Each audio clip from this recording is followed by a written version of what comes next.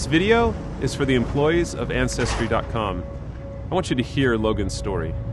Hi, I'm Logan, and I was born on a bus bench in Redondo Beach, California. You don't hear many stories like that when you read the newspaper. Most often you just get about 15 minutes to decide on a child, but I just knew that I should say yes. Due to being stuck in the birth canal for so long, sights and sounds and smells and movement in general were very, very challenging for him. I remember early on when he started to go to solid foods that he didn't know he was hungry and he didn't want to eat because textures were really challenging, so we'd actually have to put something in. And then when he'd realize, oh, I like that, well, then he would eat. I wanted to search for my birth family a couple of months ago. Just know who they are and know who I am. As we start this journey of finding his birth family, I do have some hopes for him. I know I have 4 siblings, and I just value each of those connections. My passion for genealogy started when I was 16 years old. I've been using Ancestry since about 2000. I have over 90 DNA tests currently on my Ancestry account and have solved nearly 160 adoption paternity cases. Logan's case is pretty unique in the fact that he was born outside of the hospital and then left at the facility. Without DNA, there is no way that we would be able to find his biological family. I got a DNA cat from Ancestry.com, and it's really funny because I can't spit. I should be able to spit. It should be easy for me, but it's not. We've helped and talked to hundreds of people who are trying to find their birth families, and I've seen the courage it takes for them to take that step. It's the mission of discoverfamily.net to help everyone who is searching to find their birth families. We want to say thank you to you, Ancestry, for the products and tools that you've created that make so many of these journeys possible. We're really just at the beginning. I guess I would just want to tell my birth mom if she's watching that I love her and I want to meet her. So to Margot and the Ancestry team, will you meet with us? It may change your life, and it certainly could change the life of thousands, even millions.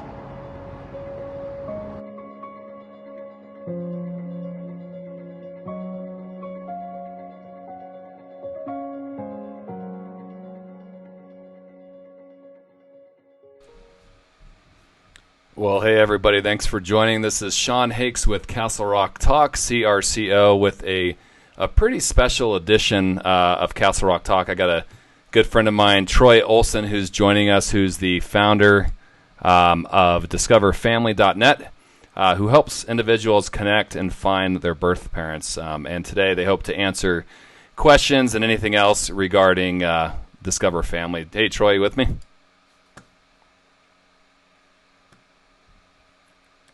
Hey, Troy, thanks for joining me. All right, you are unmuted now. Sorry, you were muted there for a second. Yeah, it's Sean. Thanks for having us on. Yeah. So welcome. Why don't we get started? I got a couple quick questions for you before we dive in. Maybe start with tell me first what Discover Family is for those who are unfamiliar with it. Yeah, you bet. So we're a mission-based organization. We help people who are trying to find their birth parents, birth family. So that includes adoptees, people who don't know who, either of their bio parents are, people who are looking for basically their lost or unknown family. And how did Discover Family? How did you get it started? So how it really got started for me, I have a background in digital marketing and online research and online investigation. And my parents did a DNA test on Ancestry.com. And a few months after they did that, they got a message from a person named Jenny. Jenny reached out and said that she was adopted, didn't know who her birth parents were. She was a third cousin to my dad, and asked if we could help. So my mom and I jumped in. We started helping. And within exactly 1 month from the day she emailed us, we were able to find and reach out to her birth mom and make that connection. So the three of us, myself, Jenny, and my mom, got to the end of that, and it was just an incredible experience. I'm like, wow, this was amazing. I want to help more people. And with my background in digital marketing, I was really curious as to, what was the scope or how many people were looking. So I jumped on, did some online research. I came up with a list of about 200 keywords of people searching for, find my birth parents, how to find my birth parents, how to find my birth father, keywords like that. And just in the U.S., and just in 1 month, there were tens of thousands of people searching for that. So, right at that moment, each one of those queries and each time somebody searches, it became a person to me. And I felt really driven, I felt really driven to want to help them. And as we built the website, I've been able to get connected with some really amazing people, including Megan, who's on the call with us as well today.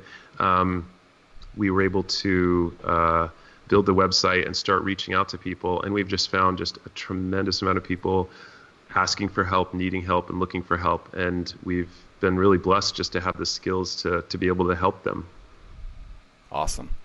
And so what's your mission? Who are you hoping to help? Yeah, it's ambitious. It's literally everyone in the world who wants to find their birth families. It's going to be very challenging for some people, but our mission is to help everyone who's looking to find their birth parents and birth families.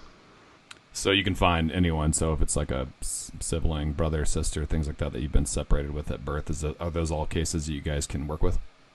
Yeah, for sure. Through DNA, through a lot of different techniques that we use, and a lot of other searchers. I will say there's a lot of other search angels and people that do these kind of searches online, and we're hoping to partner with them in this ambitious pursuit.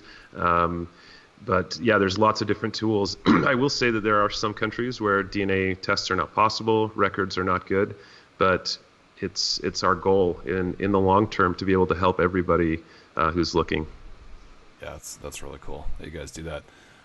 So for our viewers and everyone else, what are some things that people can do today to kind of support these efforts? Yeah, so the biggest thing is we launched a video today. You just shared it at the beginning. It's a video telling about our mission, but also a specific story of someone that we're in the process of helping, named Logan. If you can share this video on any social media channel, we would be so grateful, and tag it with #Ancestry and #LoganStory. This will allow us to get in front of Ancestry, who's really, one of the big missions of today is to just say thank you to Ancestry for the incredible tools that they create, because without them, there's so many cases that we solve that couldn't be solved without DNA testing and the tools they've provided. And like I said in the video, I feel like we're really just at the beginning. So sharing that video is a number one priority for today. You're welcome to come to our website, follow us on social media, and if you need help, we've got a free starter guide that you can download on the website, as well as there's a link to request help if you're somebody who's searching and looking and need help. So those are the big ways to help us today. Awesome. And so now you have some of your team members, as well as some of those you've helped on the line, things like that. So I think it'd be awesome if we can chat with some of them. Who do you want to talk with first? Yeah, let's talk with Megan. If Megan, you want to go live there with your audio.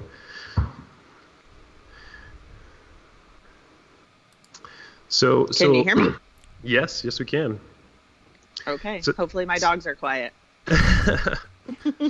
So Megan is amazing, and I've got to tell you, as we've built this organization and started this mission, it is just like miracle day after day, and it's truly a miracle how Megan and I met. I did just an open community night about adoption, where I did a presentation about discoverfamily.net and what we were hoping to accomplish, and someone who was attending invited Megan, who was, how far were you, Megan? Like 30 minutes away?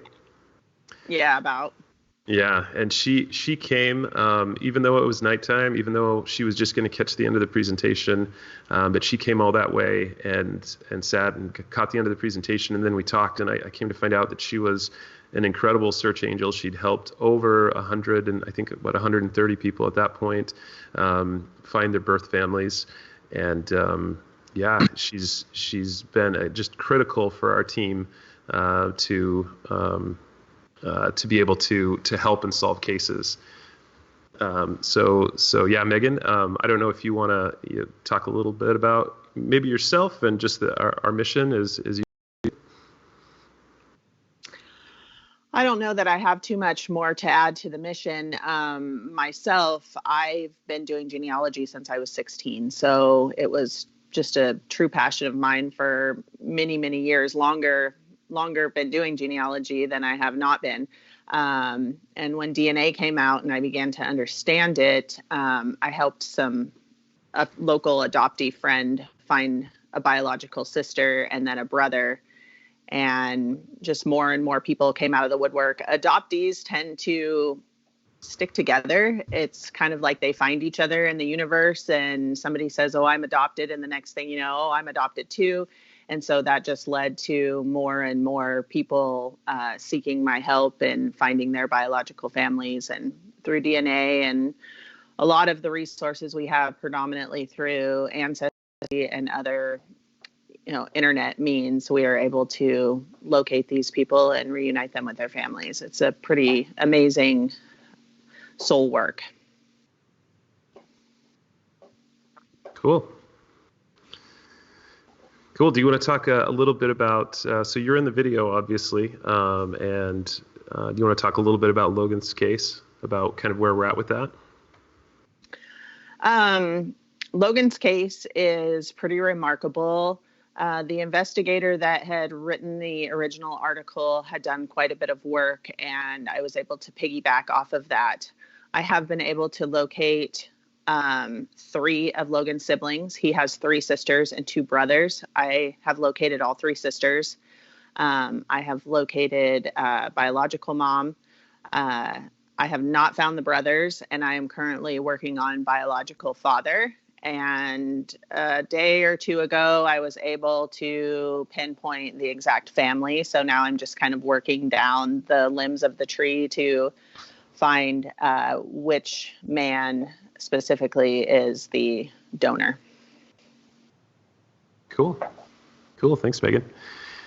Yeah. So Megan is, like I said, is just key to our team, and just has taught me so much about searching and how to make that proper connection. So thank you so much, Megan. And Sean, do we want to pull on Jenny, who's here as well? Yeah, sounds great. Jenny, if you want to unmute. Can you hear me? Yes, we can. Hi. Hey, how's it going? Good. Great. It's so good to have you on. So Jenny is my I guess 4th cousin, once removed. Something like that. I like to call Jenny the heart of our organization, because she is the one who had the courage and the tenacity to reach out to all of the contacts that she had on Ancestry and ask for help.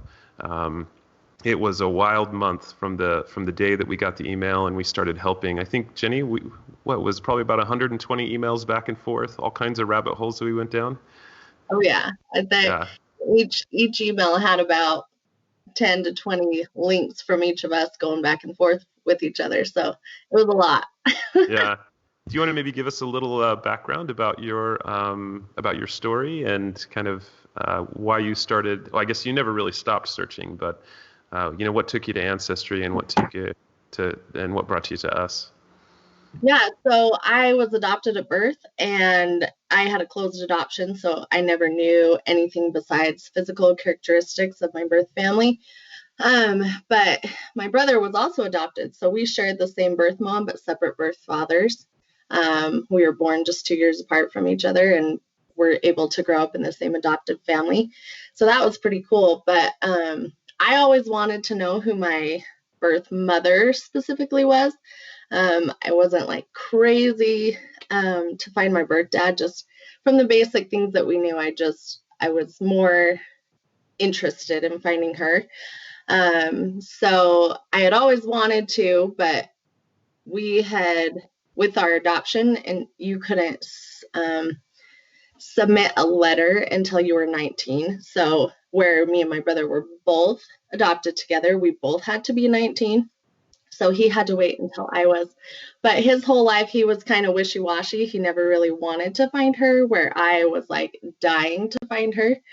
And so when I was of age to submit a letter to the adoption agency that my parents adopted through, I received a letter back that said that they didn't have any of my birth mom's information. So I was always led to believe that if that were the case and that she didn't leave her information, that I shouldn't try and find her because she wasn't interested. So that was like a dagger to the heart. It took me 5 years after that to actually be willing to search again. It took a while to heal from that.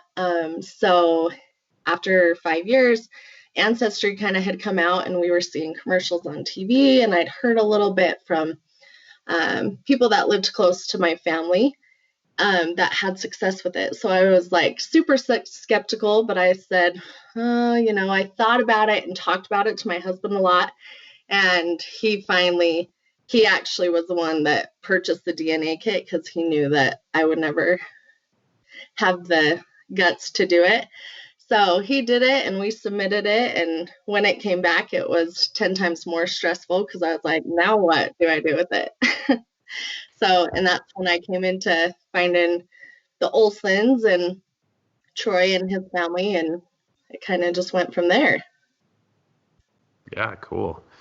Yeah, it's a remarkable story, and I would love to have you share about kind of your next steps and what you're doing with your blog, and definitely let everybody know your URL for that blog. Okay, yeah. I was always one to never talk about being adopted unless it was very trustworthy friends or people that I knew wouldn't really say much about it, because it's kind of a sensitive subject, and it was sensitive in the fact that you don't want to hurt your adopted family either. So I never really talked about it besides my husband. He kind of had heard everything that I've ever thought about it. And then once we found my birth mom, I think my whole life up until finding her, I thought, once you find her, that will kind of be it. Like, you'll find her, you'll either have a relationship or you won't, and you'll move on, or you won't. I always kind of figured it's going to be a bad reunion. They're going to slam the door in your face and say they want nothing to do with you, or it will be amazing. And what I learned is it's kind of both. It's there's like the amazing period, and then there's also a lot of complex trials that come with finding your birth family. So I decided I wanted to write about it. So I started a blog to just share feelings about the ups and the downs of all of it. And we always refer to it as an emotional roller coaster ride, being adopted. So I started theadoptedride.com, and I just discuss emotions and experiences of my journey with it. Yeah, it's such a great blog, and I've definitely shared it with a lot of people who are kind of in different stages of, of their search, whether they're starting in the middle or kind of going through the same thing that you are. I think it's fantastic. So, theadoptedride.com. Definitely go and subscribe. And when's the next post coming out? I'm excited. We're getting there. We're getting to the searches. I've kind of been doing the rewind of my life pre-searching, so we're getting there soon. Got it. Perfect. Well, thank you so much for joining today, and thank you for sharing the video with everybody. And we look forward to more from you and everything that you bring to our mission. Thanks. Cool. All right, Sean. I see we've got Chris Maddox coming from South Carolina. Do you want to unmute Chris, and Sean will unmute you?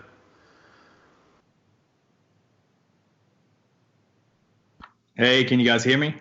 Yeah, we can. How's it going? Good. I appreciate the call today. I'm probably your biggest advocate for this whole thing. It's crazy what you guys do over there. Yeah, thank you so much. Do you want to give everybody listening a little background into your search? So, my name's Chris Maddox. I live in Charleston, South Carolina. Originally from Savannah, Georgia, and I'm in real estate big time over here on the East Coast. But for me, how this whole thing started, it was probably when I was about 14 years old. The guy who I thought was my father my entire life My mother and him were divorced. They got divorced, and then he married a new woman, which is my stepmom. They're still my mom and dad, by the way, my stepmom and dad. But he did a paternity test on me because of his my stepmom, and it came back that I was not his biological father. So at that point, my mother had been moved on and did whatever she did, and my dad pretty much kicked me out when I was 14 years old, which is crazy for a 14-year-old. It's not good. So I moved in with my mother, and ever since then, I've been on like this hunt for my biological father, and it has been a journey because that entire time she had told me it was this other man. I don't know if I can name names on here because he's not a real person. She said his name was Monty White.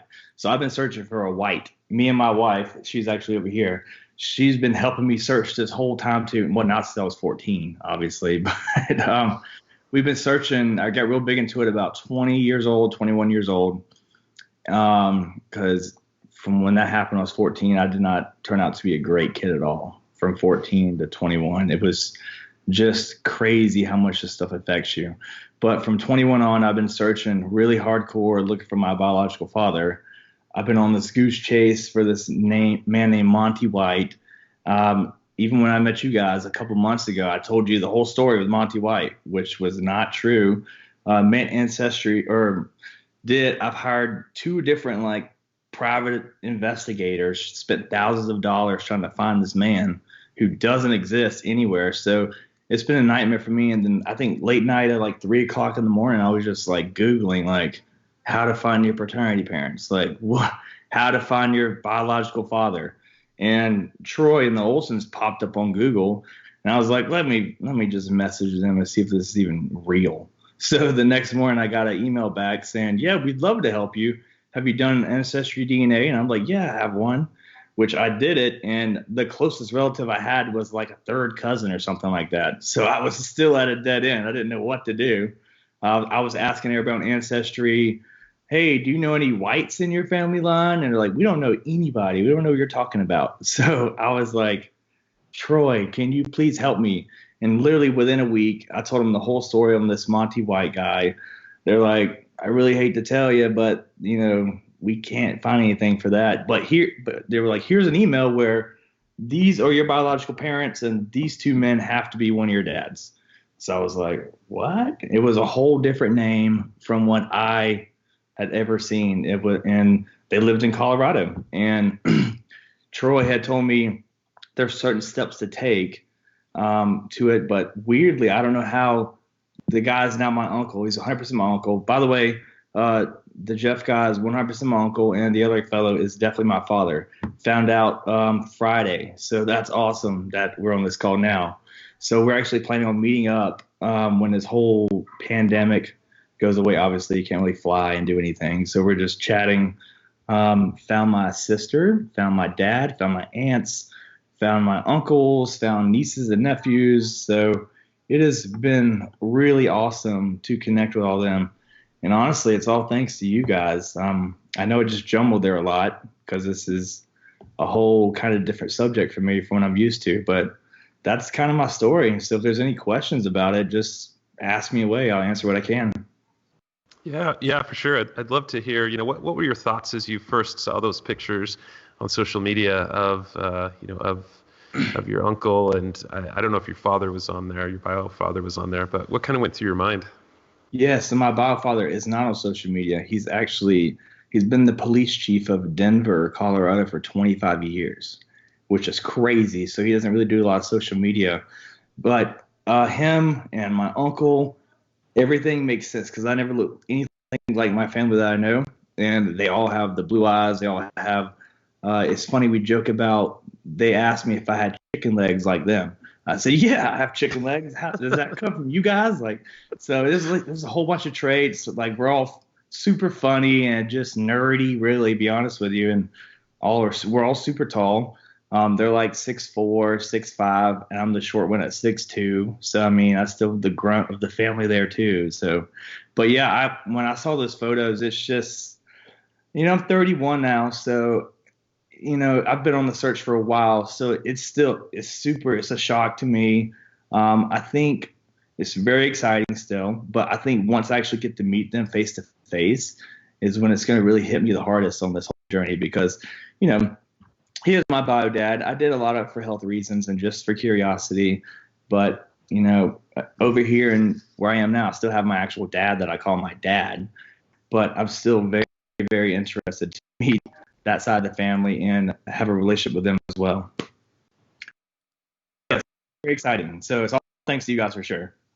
Yeah, thank you so much. And I definitely want to, in your case, I want to give all credit to Diane, who is one of our search angels. She's actually my mom as well. And anybody who's listening who, has a beginner's level or intermediate level experience with genealogy and those kinds of things.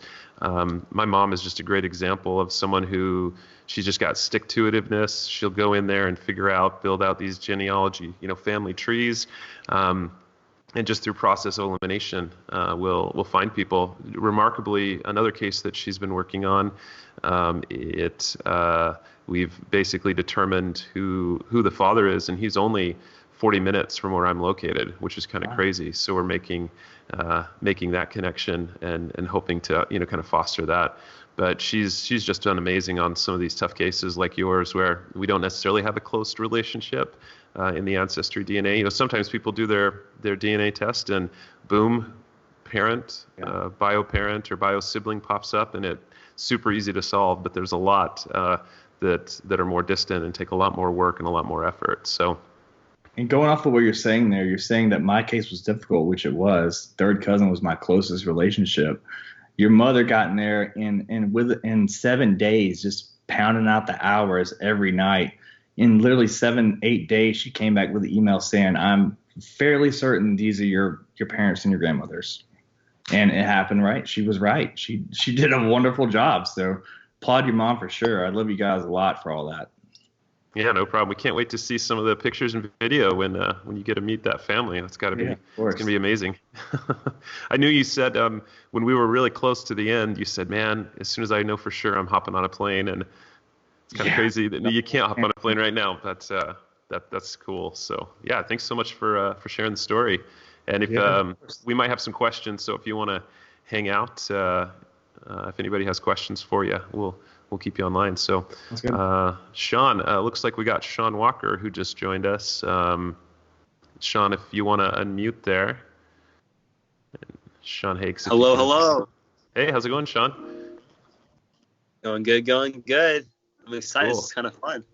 Yeah. So Sean is the incredible videographer who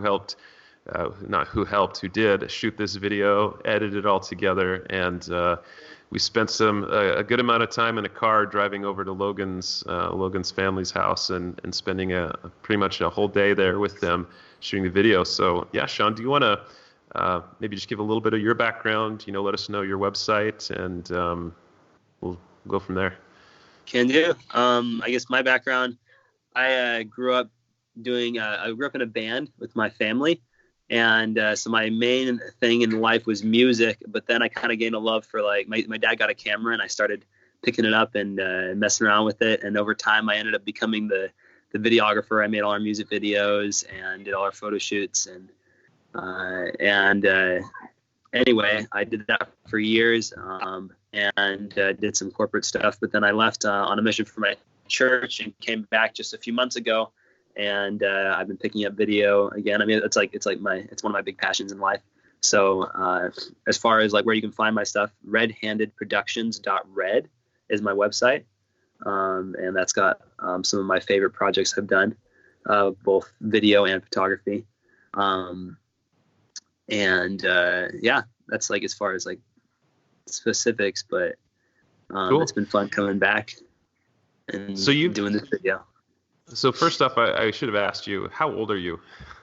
I'm 21. If everybody can believe that, people have seen the video and are just so impressed. And I'm like, yeah, it's just this 21-year-old guy. I won't call you a kid, but young guy who just has a passion for the art. And he's just done an incredible job. So thank you so much. For you, what have been the most what were kind of the most memorable moments of this whole project? As we've created this video? Memorable moments. I would say getting to meet Logan was probably one of my favorite parts, just because he has such an innocent and sweet personality, because of the way that the effects of his birth and the circumstance of his birth. I absolutely loved that. I loved getting to be able to see, I guess, the world of I guess family history, family search in a different way than I have before. And seeing like Troy and Megan's love for helping people find their families has been amazing. Because it wasn't really a world that I saw into before, and it's becoming something that I making the video. I was like, man, I'm getting a little emotional and passionate about it here. So those are a couple things. But I just love the message. If they're like, whenever I do videos, I try to find projects like this that like actually mean something. I'm not a huge fan of just, I don't know if I ever want to do like random whatever product commercials that don't really matter, or stuff like this that matters are meaningful to me. It's cool. And Sean, as you mentioned, he has traveled all over the U.S. for, the last 11 or 12 years with your family. So you're very used to being on the road and stuff. And I kind of suggested that I would love for us to be able to go see Chris and capture his story, drop down to Utah and see Jenny capture her story. And we've got just so many people just all over the U.S. and cases even internationally that we're working on that would love to share, and hope to do that. So that's part of our mission, is to share these stories and inspire people to have the courage that Jenny and that Chris have had, and to have that tenacity to not give up, because truly you pave the way for other people to find their families. So Sean, I don't know if we've got any questions from anybody. I know we're broadcasting to quite a few different channels right now. If you see any questions, by all means. Let me check here. I know we have some comments coming through on the Discover Family page. Let me just take a look at some of those. We have a couple different. I'll just read some of the comments that are coming through right now. We have Rhonda, who says, "I sure hope my daughter looks for me. All my information is correct and very easy to find." Amy says all 3 of her children are adopted. And then we got, got a couple more here. So some recommendations to contact you guys, which is great. I don't see any specific questions coming through right now, Troy, but I think something that would be good. What if they do have future questions? Obviously, they can ask you on your Facebook page, which is the discoverfamily.net. Is there any other ways, good ways to contact you to get those answered? Yeah. If people are starting their search, we've got a free starter guide on the website that you can go download. Just fill out your information. If you fill out any of our forms, you can also sign up for our email newsletter to get that. We do have people message us on Facebook. We've got our email address at the bottom of our website. You can reach out that way.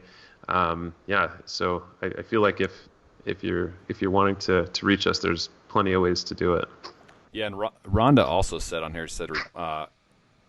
replying to Amy, the adoption was closed. I have done DNA. Family tree is pretty much complete. I am registered on almost all adoption search sites. I searched for a lot of years. Have had a few good leads, but always hit a dead end. That sounds like that would be someone that you guys could help out as well, right? Yeah, we'd love to be connected. DNA. I don't know if Megan wants to jump back on and talk about how important DNA is in solving cases.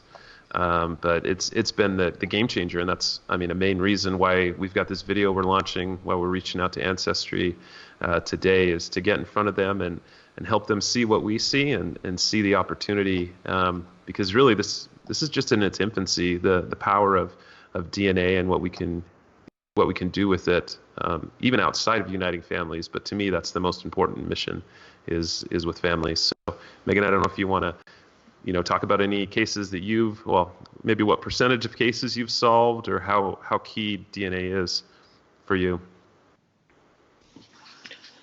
DNA is pretty key. I have solved probably a few dozen cases without any kind of DNA evidence, but most of them do require DNA. In Rhonda's case, where she's looking for a biological child, it's pretty much paramount. Unless that child is looking for her, it is harder to find biological children just because they are not going to be in that family tree unless that they themselves or one of their offspring have done the DNA test. But I do have a few tricks up my sleeve for finding biological children. So Rhonda, if you're listening, definitely reach out to us and we would love to see what we can do for you. Cool. Thanks, Megan. All right. Yeah, Sean, unless we have any other questions, if any, Jenny or Chris or Sean, unless you guys have anything else you want to say, or? No, I mean, oh, yeah, I forget you got 2 Seans on here, too. Yeah, 2 Sean. You got to specify. Yeah, sorry. No, you're good.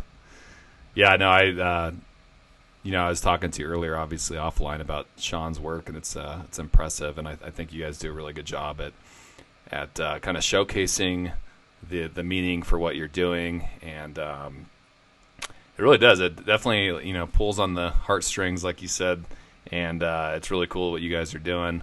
I know this is being broadcasted pretty much across the country right now, which is pretty neat. So, if anyone has any questions about it, whether you're in Castle Rock where I am or you're on the East Coast or West Coast, definitely reach out to Troy. He's probably one of the most passionate people I know, and probably the coolest people. Anytime I introduce Troy, is like, this is the most legit person I know, I think, and just overall a good dude. So yeah, appreciate you joining us. And any other thoughts before we take off, Troy? No, just thank you for helping us. I'd like to say go ahead, something. Chris. Yeah, go for it. Guys, really hadn't touched on this a lot. So, as I said, I've been searching for a long time, and I've always thought, well, from all my research, that in order to find someone that you're related to DNA-wise, everybody else charges an arm and a leg. It is ridiculous how much people charge for you to find birth parents or anything. And you guys are absolutely free, which is crazy. If a lot of people knew that you guys were free and did this just to help people out of the kindness of your heart, you would have so many people coming to you guys. I don't think hardly anybody knows that, you guys are free in what you do versus everyone else who charges a lot of money to not even get even close to what you guys are capable of doing. So that's something I like to put out there, that if anyone's thinking about doing this and you think it's going to cost money to find any kind of birth parents, it doesn't. So reach out to Troy and discoveryfamily.net or the Facebook page or whatever, and just shoot them a message. You'll be surprised on what they can help you with. Yeah, thanks, Chris. Yeah, we do. I will say we do have a lot of partners who charge hourly and have fees. They do a great job. So I'm not going to diss on anybody who's out there helping, but yeah, we pride ourselves in our skills and are always looking to expand and help. So thanks, Chris. Thanks for pointing that out. We're glad that we were able to help you. So cool. Anybody else have a comment, Jenny? Yeah, I do. Like Chris said, the fact that you don't charge anything is amazing. But I think one of the best parts for me was just having you guys there as a support, because there's so many highs and lows through the search, and sometimes you'll think you found them and you don't, and then there's like a whole, grief period with that. And so to have you guys there to support and to be able to message at any time of the day or night, and you guys always get back, and that was the best part for me, is just having the support there, and genuine support, like real people, real support, not customer service. So that was my. Yeah, we definitely don't. Our approach is not to just find the family members and say, "Hey, here goes, good luck." But it's to be there and help you in that journey, because it is, for a lot of people, it's the most difficult and often most rewarding thing they've ever done in their life. So you need that support. And I'm thinking of a couple people that I'm even working with and helping right now who. I'm just worried that they're alone, that they're making, they don't know how to proceed, and they need help. And that's where we want to be. We want to be right there to help them through the whole process and get them as far in their journey as we can. So thanks, Jenny. Anybody else have any thoughts? Any questions come in, Sean? Are we Sean Hakes? Not that I can see right now, but okay. Maybe one more time before we go offline. What's the best way to connect with you guys, support you guys, as well as if anyone has any questions about how to get help as well? Yeah, number one today is help us share that video. We've got it on our Facebook page. We've got it on LinkedIn. It's on the YouTube channel if you're watching it on the YouTube channel right now. Help us get that in front of Ancestry. Do hashtag Ancestry and hashtag Logan's Story. Share it with everybody. We're really hoping this is just the beginning. This is that little fire, that little match that starts a big fire and allows us to help so many people who are suffering today. On top of everything else happening in the world right now, there's people who are going through so much because they don't know where they come from. So that's our mission, and sharing that video today and helping us get it out there we'll be forever grateful. Awesome. Well, yeah, appreciate what you guys are doing, Troy. I know a lot of people that could use your service and will, as well as your team and those you've helped. So I appreciate you guys taking time out of your busy schedules this week to join us and kind of share some stories and a little bit more about what you do.